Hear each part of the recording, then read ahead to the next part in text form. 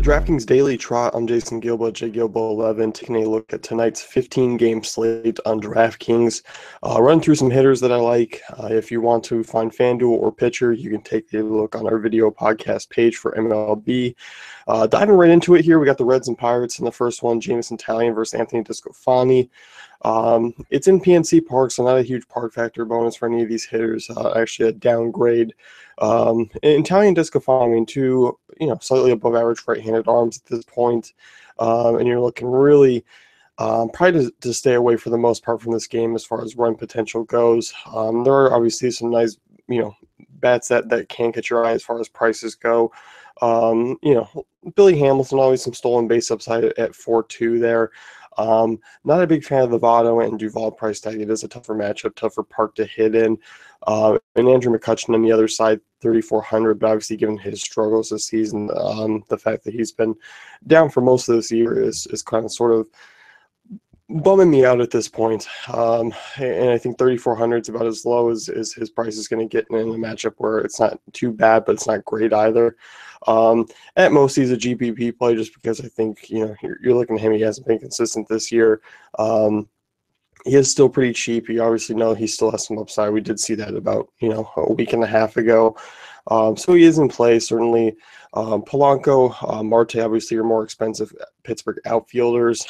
Both, do have some upside. Polanco, I think, more so just given the fact that Discofani struggles a bit more with lefties, 347 WOBA allowed, 1.31 home runs per 9.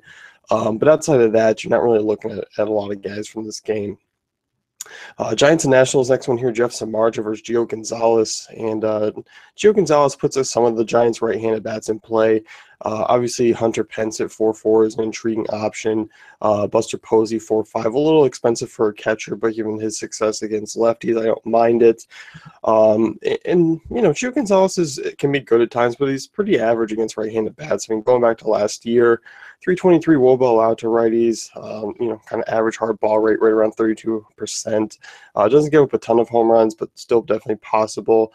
Not jumping all over the Giants offense. I think it's just really those two right-handers that kind of stand out to me. So certainly playable. I'm probably going to be looking more so at GPPs than I am at cash games for those two. Nationals bats here against Jeff Samardzija. Definitely like the lefties here. They're a bit expensive. You look at Samardzija going back to last year, 357 WOBA allowed to lefties, 1.70 home runs per 9. I think there's a lot of potential here for Bryce Harper to kind of come off and have a strong game. Even though he's kind of struggled this season, he's still a guy who walks a ton, gets on base, score runs, can definitely steal. But Daniel Murphy is probably your most consistent option in this one. And he is more expensive at 5,400. Trey Turner, 4K, certainly always playable, leading off there. Big fan of his at that price. I'm still going to lock him in here on DraftKings just because he is so cheap. Even though Samardzija has, been decent against righties, but overall nothing spectacular. So I'm looking at Trey Turner as a potential cash game guy for me at second base. If you want to play Daniel Murphy, obviously you can move him to the outfield. So there's definitely that luxury there. I'm definitely more so on the Nationals bats against Samardzija, who's had his blow-up problems before. So I don't mind a full National stack if you wanted to go that route. Jason Worth, 3.8. I know we usually play him against righties, but obviously there still is some potential there.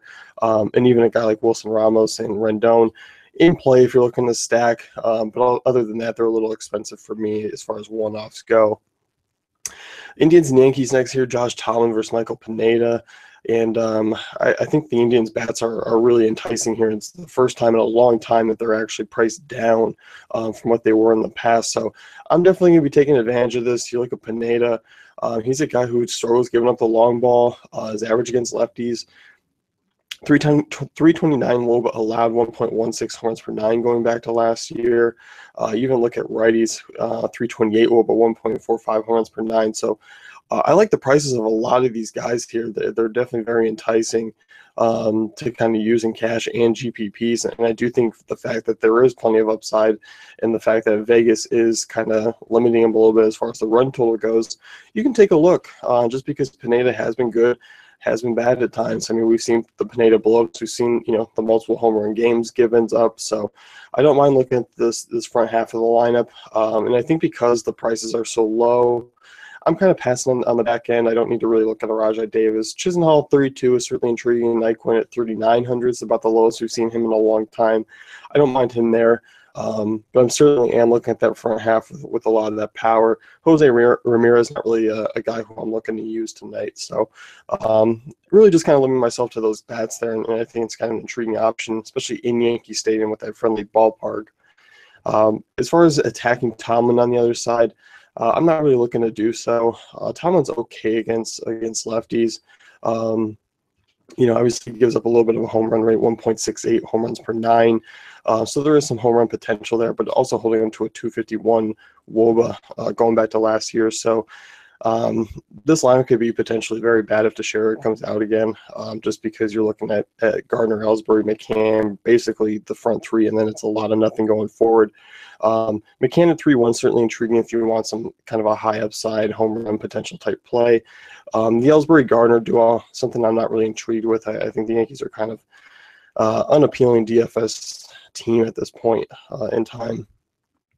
Twins and Rays next year, Blake Snell versus Irvin Santana. And in the Tropicana field there, I'm not really looking to use a ton of bats. And Irvin Santana, I think, is a serviceable arm. Obviously, you can look at a couple lefties against him, and I think we kind of know the guys there. Basically, Brad Miller, Corey Dickerson, you can take a look at. Miller, very consistent of late, and always big-time power, big-time upside, so I definitely don't mind him. Or Corey Dickerson, 3-1. Obviously, he's just strictly a GPP play just because he's not a beyond-base guy. There is a lot of power. And kind of really the top of the line, if Kevin Kiermaier is up there, 3-5, certainly intriguing. But outside of that, not really looking to use a Forsythe or Longoria. If you wanted to be really different and look at a race stack, go for it, or mix them in and out of another lineup, or put them in with cores. You can definitely do so. As far as the Twins go, they are facing a lefty, which is nice, but obviously the ballpark isn't that great for right-handed power. You certainly can look at a Brian Dozier who hammers lefties. You can look at a Sano, Vargas. You can definitely take your pick with those three. None are cash game guys for me, but I certainly am intrigued with them in tournaments. Mets and Tigers next one here. Justin Verlander, Noah Syndergaard. This is a game I'm not really looking for a ton of offense in. Obviously the Mets are cheap, and really Verlander is pretty stout against lefties, which the Mets are kind of a heavy lefty team. So I'm really staying away from this game in general. I know the wind's blowing out. He's obviously there in Detroit, but not a great hitter's park. It's more neutral. So I'm just particularly just staying away from this one as far as hitters go. By far, two of the best pitchers going on the slate there. Rangers and Astros next here, and Martin Perez and Dallas Keuchel. This one's certainly intriguing in Houston, especially given the fact that Houston's facing a lesser lefty. I know Houston's not good against lefties, but obviously you need to watch out for a few bats like a George Springer, like a Jose Altuve, Evan Gattis, and something about catchers today, but they all seem to be priced up a little bit higher than what they usually are. But overall, I think you can look at attacking Perez here with those bats and feel pretty comfortable doing so, especially at home for Houston. 345 WOBA allowed, 0.76 home runs per 9. He does a pretty good job of keeping the ballpark, but as we've seen really lately, that there's a lot of low potential there. So I don't mind Houston. I don't mind him as a stack, but it is probably it's pretty pricey. And you have Carlos Correa, who really hasn't hit lefties well this year, so he's kind of look a little lost. Outside of that, Alex Bregman is kind of a guy who, I think we need to kind of move on and look at other options, especially given the fact that shortstop does have, some other guys to target. As far as Texas goes, Dallas Keuchel definitely been serviceable. Texas is a team that definitely can get to Keuchel. I definitely think you can look at those right-handed bats and feel pretty good about it. I mean, Jonathan Lucroy at 3.6. I mean, that's about 1,400 down from where he's priced out over the last two games with Texas. So Adrian Beltre 4.1. He's hit lefties well. Desmond 4.4 is a decent price tag. And I know Keuchel has kind of figured things out here of late, but I still think in this ballpark he doesn't go unscathed, especially against this Texas team. He has hit lefties at a decent rate this year. So I'm really limiting myself to the Texas team. It's just really those three bats that I'm intrigued with. Orioles and White Sox, Giovanni Gallardo versus Miguel Gonzalez, and friendly U.S. Cellular Field. I like this game quite a bit. You look at these Orioles prices; these are really nice. And Jones is a little bit expensive at 4.6, but not too bad. And you do have a Machado and Hyunsun Kim at 3.1, Machado 4.4. Definitely like those bats here in this matchup. You look at Gonzalez, your average right-handed arm, nothing really spectacular about him. 3.39 wOBA out to lefties, 1.38 home runs per nine going back to last year. So that kind of does set up a Matt Wieters in play at 3.2. Certainly a Chris Davis. You got to like that price tag for him. And even a Cam. I mean, Cam's not a big power guy, but a good on-base guy.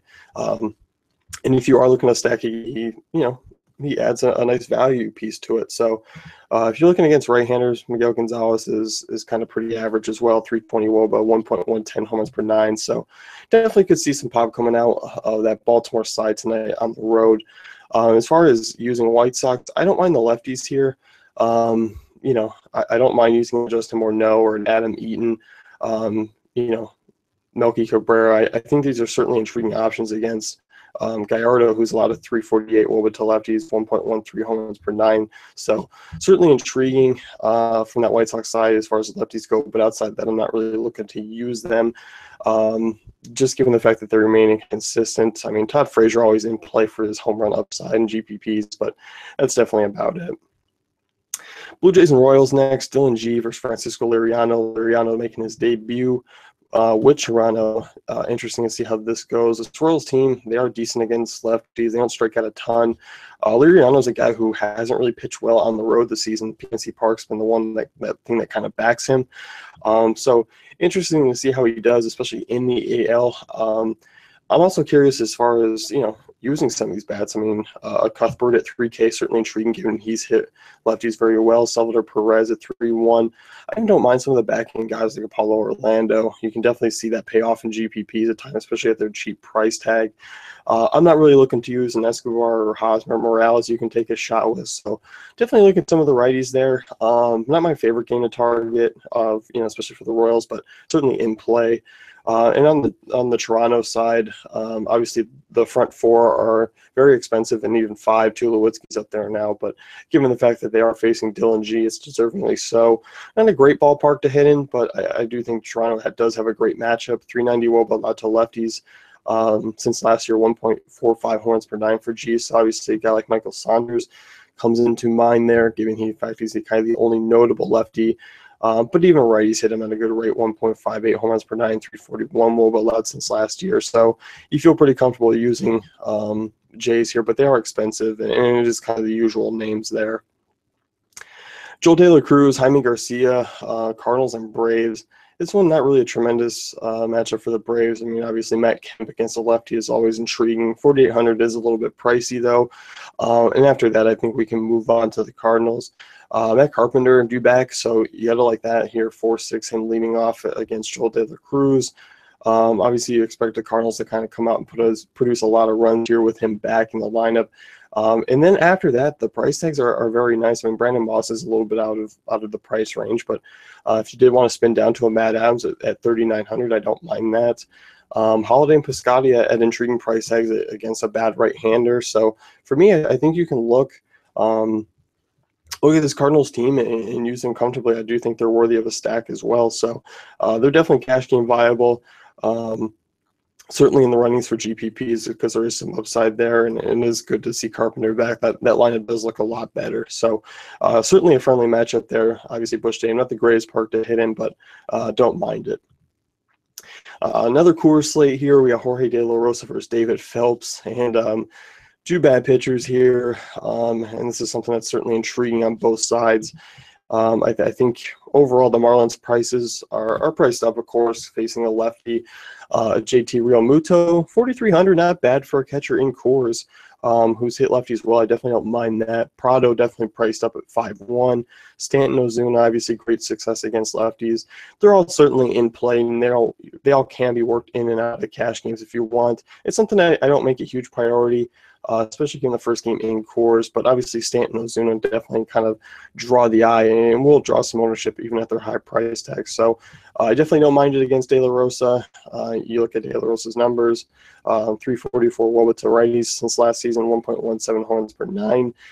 He's been good of late, really since he came back from that bullpen stint. But overall, I think in this matchup at home, he definitely will have some struggles. And as far as the Rockies go, you might be missing a Carlos Gonzalez. David Dahl at 4-1 is certainly intriguing.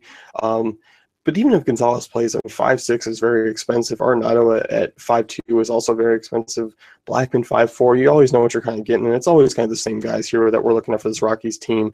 I don't really feel like diving down into a Nick Hundley or a Mark Reynolds at 4-9. It's not really just an intriguing matchup for me there. But I do think you can look at the usual suspects, and of course, if you can fit them into your lineups and cash games, you can definitely do so. But it's not something I'm making a priority. So. Brewers and Diamondbacks next. Braden Shipley versus Chase Anderson.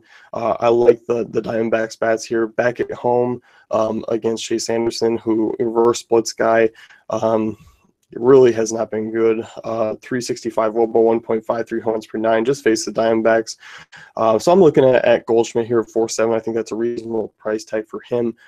Gene Segura, certainly 5K is a little expensive, but I think he does have an upside to pay off that price, especially in that ballpark. And I don't even mind some of the lefties here. I know I talked about Chase Anderson being a reverse splits guy, but he is pretty average against lefties as well. So you do have some value here, like a Michael Bourne, like a David Peralta, both under 4K. Jake Lamb's a little expensive, but he does have significant upside. So I do like the Diamondbacks really kind of top through bottom there. They're certainly intriguing. As far as the Brewers go, they're a little pricey for me. I definitely think you can still look at the top half of the lineup, like a Villard, Gannett, and Braun.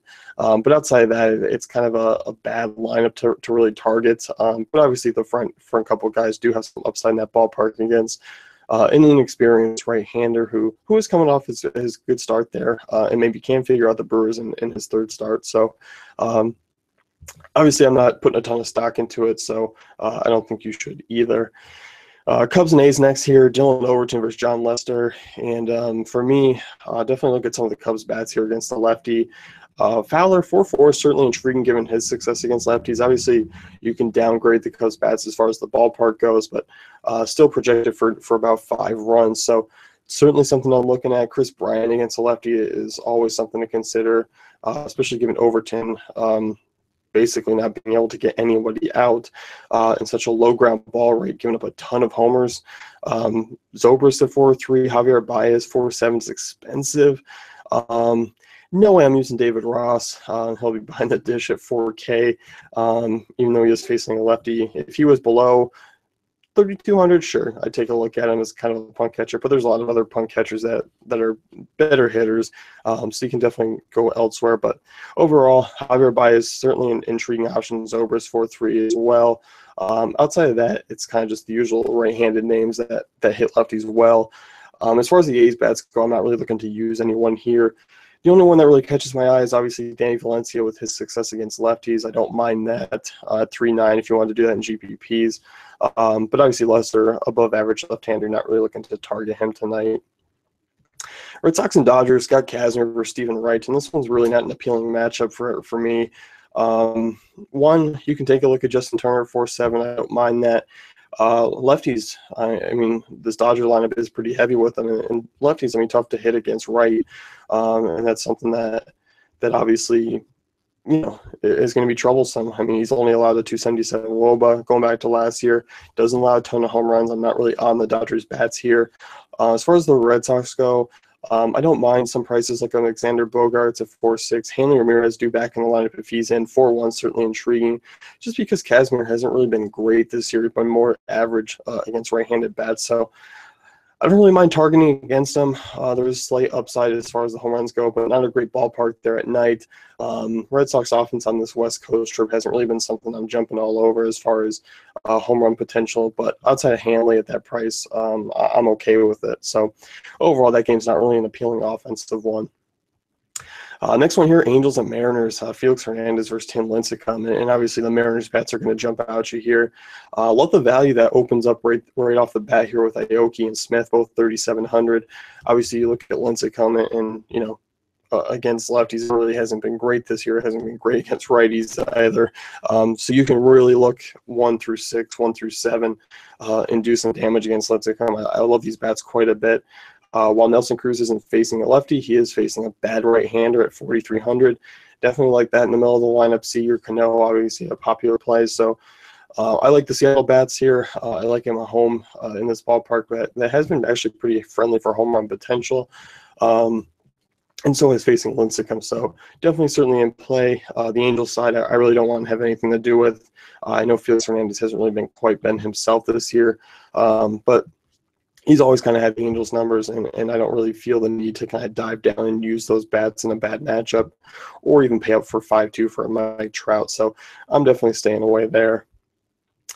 Phillies and Padres, and you got a lefty on the hill. I mean, basically this kind of sets up righties against the Padres is one of the better matchups in baseball for pitchers. Lefties against the Phillies is one of the better matchups in baseball for pitchers. So definitely fun to see how things are used. Aaron Alter at 2,900, certainly in play is a value guy. Definitely don't mind him or Cameron Rupp if you want to take a look there. Obviously, the right-handed power isn't great as it is for lefties there in Petco, but certainly has been a lot more friendlier over the past really couple of years. So I'm okay with targeting them in GPPs. Just look at Frederick. He's not a great lefty. I mean, 358 WOBA to right-handers. And as far as using lefties against Jeremy Hellickson, it's something I will take a look at, just given the fact that Schimpf is still low, Dickerson's still low, both under 3,500, both solid power. You look at Hellickson, I mean, against lefties, 342 WOBA going back to last year, 1.35 home runs per 9. There's definitely some potential, but there's also potential for Hellickson to come out and kind of shut down this offense as well, depending on if he can handle those left-handed bats. So there's definitely something to keep an eye on. Would definitely catch some low ownership, especially on a 15-game slate in Petco, featuring basically 2 of the worst offenses in the league. So that one should be a fun one to watch. That's going to wrap things up with the DraftKings Daily Trot. Be sure to check out dailyfantasycafe.com for all great tools and content.